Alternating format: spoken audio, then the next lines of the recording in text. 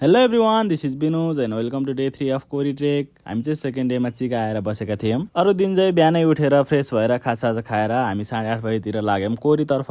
खासमा सेकेन्ड डेमै कोरी पुग्न सकिने रहेछ। हामी चाहिँ खासै हिँड्न नसक्ने भएकाले चिका आएर बस्यौँ। चिकाबाट माथि लागेपछि हामीले प्रशस्त जङ्गली फुलहरू देख्न सकिन्छ। फुलहरूसँग रमाउँदै गर्दा जुगाको पनि ख्याल गर्नु होला, जुगा पनि टन्नै लाग्ने रहेछ।